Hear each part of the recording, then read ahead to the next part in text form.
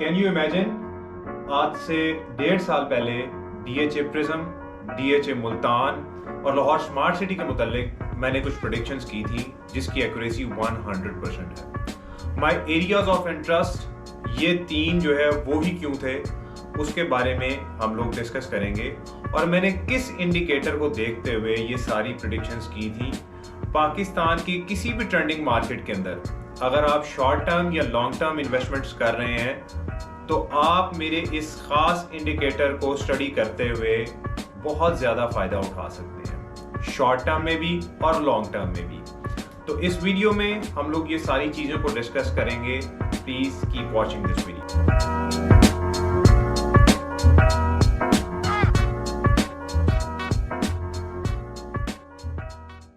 बिस्मिल्लाहिर्रहमानिर्रहीम। लिल्लाहि मा फिस समावाति व मा फिल अर्द। जो कुछ आसमानों में है और जो कुछ ज़मीन में है, सब कुछ अल्लाह ही का है। I am the founder of investpark.com और मेरा नाम हसनैन अशरफ है। और आज मैं आप लोगों को रियल स्टेट के हवाले से, ख़ास तौर पे पाकिस्तान की जो ट्रेंडिंग मार्केट्स हैं जैसे कि DHA Lahore, Bahria town Karachi, DHA Islamabad. So now let's discuss के माय एरियाज ऑफ इंटरेस्ट जो है वो यही 3 क्यों थे।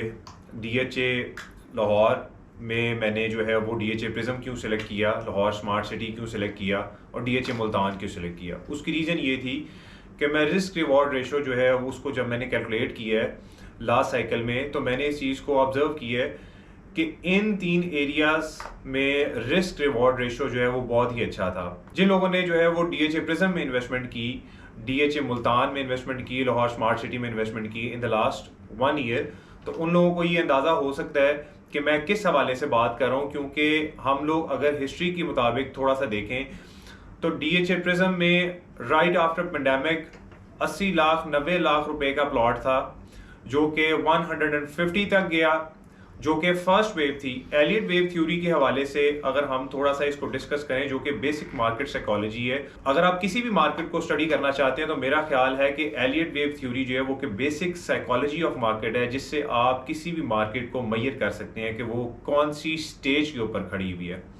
तो लेट सपोज कि हम लोग प्रिज्म को मेजर करना चाहें तो 80-90 लाख रुपए से प्राइस ने कॉन्टिन्यूएशन शुरू की, साइकिल स्टार्ट हो गया, इंपल्सिव मूव थी, फर्स्ट मूव ली। एक्चुअली एलियट वेव थ्योरी को अगर हम लोग थोड़ा सा एलेबरेट करके आपको बताऊं, क्योंकि हम लोग इसी को ही आगे फर्दर जो है वो डिस्कस करेंगे और सारी चीज़ों को और सारे एरियाज को मैं डिस्कस करते हुए आपको डिफरेंट जो है वो प्राइस रेंज के हवाले से मैं आपको ये बताऊंगा कि ये प्राइसेस कहाँ तक गई, फर्स्ट वेव कहाँ पे एंड हुई, सेकंड कहाँ पे एंड हुई। और उसके हवाले से मेरा ख्याल है कि आपको आगे फर्दर डिफरेंट जहाँ पे सेक्टर्स में आप इन्वेस्टमेंट करना चाहते हैं तो आपको बहुत ज़्यादा उसमें फ़ायदा जो है वो होगा। तो लेट्स डिस्कस कि हम लोग प्रिज्म को डिस्कस करें तो 80-90 लाख रुपए से फर्स्ट वेव स्टार्ट हुई, इट वेंट टू 150,000, जिसके बाद जो है मार्केट ने थोड़ी सी करेक्शन ली जो कि सेकेंड वेव थी। सेकेंड वेव आपकी 120 पे आई। थर्ड वेव जो है वो हमेशा लॉन्गेस्ट होती है, तो 120 से जो थर्ड वेव थी उसने 200 तक की रेंज को देखा। 200 की रेंज से वो वापस 160-70 की रेंज में आई, जहां पर मेरा ख्याल है कि रिटेल इन्वेस्टर जो होता है, जो कि कॉमन इन्वेस्टर है, जो कि खास तौर पे इन्वेस्टर पार्क का जो है वो एक विजन भी है कि हम लोग एक कॉमन इन्वेस्टर को या एक बहुत ही नॉर्मल इन्वेस्टर को जो कि हार्ड एंड मनी अपना जो है वो मार्केट में लेके आता है, उसको जो है वो एजुकेट करना हमारा मकसद है। तो थर्ड वेव में रिटेल इन्वेस्टर और कॉमन इन्वेस्टर जो है वो मार्केट में यूफोरिक साइकिल जो होता है उसमें वो अपनी एंट्री ले लेता है सेंटिमेंटली, क्योंकि वो मार्केट से अटैच होता है, जल्दी प्ले नहीं कर पाता। फ्रंट रनर्स जो हैं, विसल ब्लो जब होती है मार्केट में, लेट सपोज कि मार्केट में एमनेस्टी स्कीम आई है, तो जो फ्रंट रनर्स थे उन्होंने तो विसल ब्लोइंग की वजह से उनको ऑलरेडी आइडिया था कि मार्केट जो है वो ऊपर जाने वाली है, क्योंकि बहुत बड़ी फंडामेंटल न्यूज़ थी मार्केट के लिए। तो फ्रंट रनर्स जो हैं वो तो खास तौर पे मार्केट में बहुत जल्दी जो है वो एंट्री कर लेते हैं, लेकिन जो कॉमन इन्वेस्टर होता है वो मार्केट में हमेशा लेट एंट्री करता है। तो लेट सपोज के जो एंट्री की आपके जो कॉमन इन्वेस्टर ने वो 160-70 के करीब की, तो उसने प्रॉफिट टेकिंग नहीं की, वो 240 एंड 50 के करीब जो है वो उसकी फोर्थ एंड फिफ्थ वेव जो है वो हमने देखी कि जो एंडिंग वेव थी प्रिज्म की वो 250, 60 एंड 70 की रेंजेस में जो है वो आपकी साइकिल जो है वो एंड हो गया। उसके बाद अगर हम लोग जो है वो डीएचए मुल्तान को डिस्कस करते हैं तो मैंने कहा था कि डीएचए मुल्तान की बहुत ज़्यादा फेवरेबल कंडीशंस हैं। 56 लाख के करीब जो है वो आपके कनाल का प्लॉट था तकरीबन आज से 1.5 साल पहले। तो मैंने कहा कि डीएचए मुल्तान जो है वो, क्योंकि मैं साइकोलॉजी के साथ साथ जो है वो मार्केट के डाटा के ऊपर भी बहुत ज़्यादा गौर करता हूँ और डिफरेंट मार्केट इंडिकेशन से हम लोग मार्केट को मैयर करते हैं कि मार्केट की जो स्ट्रेंथ है वो किस तरह जा रही है, जनरल सेंटिमेंट क्या है, बायर जो है वो किस हद तक कॉन्फिडेंट है, बाइंग प्रेशर है या सेलिंग प्रेशर है। तो डीएचए मुल्तान जो है इसी तरह 55 से स्टार्ट हुआ, 75 पे गया, फर्स्ट एंड सेकंड वेव जो है वो एंड हुई। 75 से वो उसने फिर तो हल्की सी करेक्शन ली एंड देन थर्ड वेव चूंकि बहुत ज्यादा लॉन्गेस्ट होती है जो इसी तरह रिटेल इन्वेस्टर को जो कैप्चर करती है, तो वो 75 से 100 एंड 100 से लेके 135, 40, 45 तक आपकी डीएचए मुल्तान की जो है वो मार्केट गई है। 125, 30 पे मैंने ऑलरेडी लोगों को ये बता दिया था कि आप मार्केट से एग्जिट कर जाएं। उसकी रीज़न ये थी कि मुल्तान जो है वो ऑल दो बहुत ज़्यादा फेवरेबल कंडीशंस थी उसकी, लोग उसको जो है वो थोड़ा सा उसके लिए उसके साथ जो है सेंटिमेंटली जो है वो अटैच भी हैं। तो कुछ लोग जो है वो ख़ास तौर पे मेरी बात को डिनाई भी कर जाते हैं, लेकिन ये कि बाय द टाइम उन्हीं लोगों ने दोबारा कॉल करके मुझे ये कहा कि नहीं जी स्नैन आपने बिल्कुल सही बताया था हमें, we should have exited from the market। 135, 40 market ने देखा और फिर उसके बाद जो है मार्केट करेक्शन साइकिल में आ गई। डीएचए मुल्तान ऑल्दो बहुत अच्छा प्रोजेक्ट है but in the longer run मैं उसको उस तरह से अभी नहीं देखता हूँ, क्योंकि एंड यूजर जो है वो मार्केट से एक सर्टेन सप्लाई को श्रिंक करता है और जिसकी वजह से वॉलेटिलिटी कम होने की वजह से जब मार्केट जो है वो उसमें डिमांड एंड सप्लाई जो है आप उसी को अगर मैयर करना चाहें, इस वक्त डीएचए मुल्तान की जो एक सप्लाई है वो बहुत ही ज़्यादा है। तो सप्लाई को शॉर्ट करने में मेरा ख्याल है एंड यूज़र का बहुत हद तक हाथ होता है। जब तक end user properly DHA Multan के अंदर एंट्री नहीं लेगा, मेरा ख्याल है कि प्राइस उस तरह से सस्टेन नहीं करेगी। अभी मेरा ख्याल है ये कंसोलिडेट करेगी फॉर द नेक्स्ट 1 ईयर तक। मार्केट जो है वो एक एब्जॉर्प्शन लेगी इस प्राइस रेंज के अंदर 100, क्योंकि करेक्शन आ गई है मार्केट में। उसके बाद जो है वो फिर देखेंगे कि डीएचए मुल्तान जो है वो किस रुख बैठता है। Now let's talk about Lahore smart city. Lahore smart city जो है उसको लोग बहुत ज़्यादा अंडर एस्टिमेट कर रहे थे। मैंने ऑलरेडी बहुत ज़्यादा लोगों को बोला था कि देखें आप जो है वो लाहौर स्मार्ट सिटी को बहुत ज़्यादा अंडर एस्टिमेट मत करें, क्योंकि मेरा ख्याल है कि मंदे का सौदा जो है वो अक्सर लोग नहीं करते हैं। उसकी रीज़न ये है कि जब एक प्राइस सर्टनली एक कोई भी एक चीज़ है, कोई भी प्रोडक्ट है लाहौर स्मार्ट सिटी का या किसी जगह पे भी, आप देखेंगे जब वो प्राइस बहुत ज़्यादा कम होती है तो लोग उसको उस तरह से वैल्यू नहीं करते हैं। अब लाहौर स्मार्ट सिटी में जो है वो कमर्शियल जो है वो 6-7 लाख ओन के ऊपर आया, 6-7 लाख रुपए पे जो है उसका कमर्शियल आया, बुकिंग हो रही थी, तब लोग ख्वाहिशमंद नहीं थे।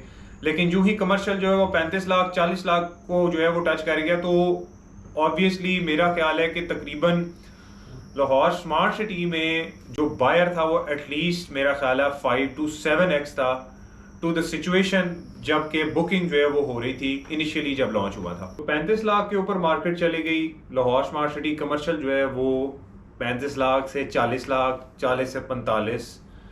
बेसिकली ये वही थर्ड वेव है जिसके बारे में मैंने ऑलरेडी पहले प्रिज्म में भी आपको डिस्क्राइब किया, मुल्तान में बताया कि जो थर्ड वेव होती है वही लॉन्गेस्ट होती है और वही जो है वो एक रिटेल इन्वेस्टर को और नॉर्मल इन्वेस्टर को जो है वो हमेशा कैप्चर करती है और हमेशा मार्केट में ट्रैप करती है। इसी तरह हुआ, 35 लाख 40 लाख पे मार्केट चली गई, 7-8 लाख रुपए से शुरू हुई थी। दोबारा तकरीबन यही आपसे शेयर करने के लिए कि वही जो इन्वेस्टर मार्केट में 10% था, 15% था, उसकी जो क्वांटिटी ऑफ आप समझ लें कि ट्रांजैक्शन थी वो तकरीबन 7x to 8x हो गई लाहौर स्मार्ट सिटी में। अब देखिए आपने इस चीज़ को अंडरस्टैंड करना है कि हमेशा लेस प्राइस पे, निचली प्राइस पे लेस रिस्क होता है और जितना ज़्यादा आपका रिस्क कम होगा उतना ही ज़्यादा आपको रिवॉर्ड मिलेगा। तो हमेशा इस चीज़ को आपने ज़हन में रखना है कि किसी भी जगह पे एंट्री करने से पहले आपने सेंटिमेंटली प्ले नहीं करना और मार्केट को कभी भी चेज़ नहीं करना जब भी मार्केट पंप कर दिया आपने उस पंप को चेज नहीं करना। लाहौर स्मार्ट सिटी में मेरा ख्याल है जितनी फंडामेंटल डेवलपमेंट इन्होंने की थी उसके हवाले से मेरा ख्याल है प्राइस इन हो गई है। इन द नेक्स्ट 2 ईयर्स, 1 साल या 2 साल के लिए आई स्टिल होप के मार्केट लाहौर स्मार्ट सिटी की जो है वो बहुत ज़्यादा ग्रो करेगी। बट मीनवाइल मेरा ख्याल है जितनी भी प्राइस अचीव कर ली है लाहौर स्मार्ट सिटी ने, मेरा ख्याल है कि ये प्राइस इन हो गई है, अब इससे ज़्यादा प्राइसेस मूव नहीं करेंगी। और अगर आप मेरी प्रेडिक्शंस वाली वीडियोस को चेक करना चाहते हैं, अगर आप देखना चाहते हैं, तो आपको डिस्क्रिप्शन में जो है वो लिंक्स मौजूद मिलेंगे जिसमें आप DHA प्रिज्म वाली प्रेडिक्शंस भी देख सकते हैं, DHA मुल्तान वाली और लाहौर स्मार्ट सिटी वाली प्रेडिक्शन भी आप देख सकते हैं। Now let's come to the most important part of the video, जिसमें मैंने डॉलर इंडेक्स के बारे में आपको बताना है। देखें, इस चीज़ को अंडरस्टैंड करना है कि पाकिस्तान के अंदर जो है वो बहुत ज़्यादा शेयर इन्वेस्टमेंट्स का जो है वो ओवरसीज़ इन्वेस्टमेंट्स हैं। ओवरसीज़ जो है वो डॉलर को कन्वर्ट करते हैं पाकिस्तानी रुपीज़ के अंदर एंड देन वो फिर पाकिस्तान रियल स्टेट के अंदर इन्वेस्टमेंट करते हैं। तो इसलिए we can't ignore the fact कि डॉलर जो है वो बहुत ज़्यादा को रिलेट करता है पाकिस्तान रियल स्टेट के साथ, ख़ास तौर पे ट्रेंडिंग मार्केट्स में। सो डॉलर इंडेक्स को हम लोग डिस्कस करेंगे। अगर आप पेंडेमिक में चेक करें कि जो ही 1 मार्च को पेंडेमिक जो है वो अनाउंस हो गया और हर जगह ही जो है वो बहुत ज़्यादा शार्प सेलिंग आ गई। लोगों ने अपने पैसे को जो है वो डिफरेंट मार्केट से, डिफरेंट सेगमेंट से निकाला, चाहे वो स्टॉक मार्केट थी, गोल्ड था, कुछ भी था उनके पास। लोग जो है वो पैनिक में लोगों ने डॉलर की बाइंग की। डॉलर इन ओनली 10 डेज जो है वो मार्केट में बहुत ज़्यादा ऊपर चला गया। डॉलर इंडेक्स जो है वो ऊपर चला गया, डॉलर की बहुत ज़्यादा खरीदारी हुई। देन इन नेक्स्ट 20 डेज दोबारा मार्केट्स ने वो पैनिक जो लोगों ने सेलिंग की थी, पैनिक बाइंग की थी डॉलर की, दोबारा लोगों ने डिफरेंट सेगमेंट्स के अंदर उसको अपने पैसे को रोटेट किया। पाकिस्तान रियल स्टेट में भी इसी तरह ही हुआ। डॉलर ने जो है वो डॉलर लोगों ने बाइंग किया, प्राइस जो है डॉलर में कन्वर्जन की, तो लोगों ने फिर उसको डिफरेंट मार्केट्स में, खास तौर पे पाकिस्तान की रियल स्टेट के अंदर जो है वो उसमें डिफरेंट सेगमेंट्स के ट्रेंडिंग मार्केट्स के अंदर जो है वो एंट्री ली। इसी तरह प्रिज्म में जो है वो 80 लाख से प्लॉट शुरू हुआ, 2 करोड़ 50, 60 लाख, 70 लाख को मार्केट ने टच किया। मुल्तान में 55 लाख रुपए से स्टार्ट हुआ, 1 करोड़ 35, 40 लाख चला गया। लाहौर स्मार्ट सिटी में इसी तरह ही 7 लाख से जो है वो कमर्शियल शुरू हुआ, 60 लाख तक चला गया। 4 मरला कमर्शियल की बात कर रहा हूँ। तो मैंने 1 से 1.5 साल पहले जो है वो 21 के अंदर मैंने जुलाई के अंदर भी एक मेगा सिग्नल दिया था। आपने सारे इन्वेस्टर्स को कहा था कि जी आप मार्केट से निकल जाएं, क्योंकि मुझे डॉलर इंडेक्स जो है वो ये प्रेडिक्ट कर था। आप पिक्चर में भी देख सकते हैं कि डॉलर इंडेक्स ने जो लोअर लो बनाया है उसमें ये बताया है कि डॉलर इंडेक्स जो है वो दोबारा से ऊपर जाने की कोशिश कर रहा है। मतलब ये कि मार्केट्स जो है वो दोबारा से डेंजरस जो है वो एक वार्निंग साइन दे रही हैं। तो मेरा ख्याल है कि लोगों ने जो फ्रंट रनर्स होते हैं मार्केट मेकर्स होते हैं, उन्होंने अपने प्रॉफिट को कैश किया है, तो वो डिफरेंट मार्केट सेक्टर से अपने आप को जो एग्जिट कर लिया है। मार्केट में दोबारा डॉलर की खरीदारी हुई है, डॉलर इंडेक्स दोबारा से ऊपर जा रहा है। तो इसलिए मेरा ख्याल है नेक्स्ट डॉलर इंडेक्स पे ही मेरा ख्याल है हमें बहुत ज़्यादा खास तौर पे देखना पड़ेगा, और इसी को देखते हुए ही हम लोग आगे क्या अंदाज़ा कर सकते। मेरे ख्याल से DHA की मार्केट और पाकिस्तान की ट्रेंडिंग मार्केट्स जो है अगले कुछ सालों या महीनों के लिए जो वो कंसोलिडेट करेगी, रेंज बाउंड रहेंगी एक ही खास सतह के अंदर, और इसी रेंज में, और मेरा ख्याल है कि शायद बहुत ज़्यादा करेक्शन भी नहीं होगी।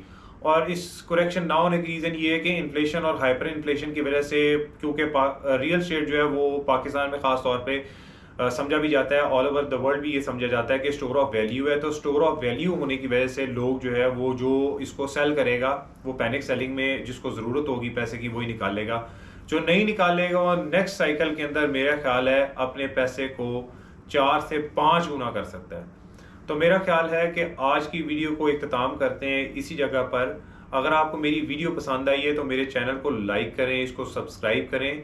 नेक्स्ट टाइम मैं एक और इम्पॉर्टेंट इन्फॉर्मेशन के साथ आपके सामने हाजिर होऊंगा और आपको मजीद इन्फॉर्मेशन जो है वो रियल एस्टेट के हवाले से प्रोवाइड करूंगा। इन्वेस्टर पार्क का बेसिक मकसद जो है वो आपको और जनरल जो एक मार्केट में इन्वेस्टर है, कॉमन इन्वेस्टर है, उसको एजुकेट करना है। और हम इस प्लेटफॉर्म से ये कोशिश करेंगे कि आप एक इन्फॉर्म्ड डिसीजंस लें और आप कभी भी चेज ना करें पम्प्स को। आपकी जो इन्वेस्टमेंट्स हैं वो हमेशा सिक्योर इन्वेस्टमेंट्स हों। तो मेरा ख्याल है इन्वेस्टर पार्क अगर आप सब्सक्राइब करते हैं इस चैनल को, तो मेरा ख्याल है कि आपको बहुत ज़्यादा अच्छी इन्फॉर्मेशन मिलेगी और ऐसी इन्फॉर्मेशन मिलेगी जो आपके फंड्स को बहुत ज़्यादा प्रोटेक्ट करेगी और आपकी इन्वेस्टमेंट्स को सिक्योर करेगी। मुझे आज की वीडियो के लिए इजाज़त दें। इंशाल्लाह दोबारा हाजिर होऊंगा। Thank you very much. Please take care. Have a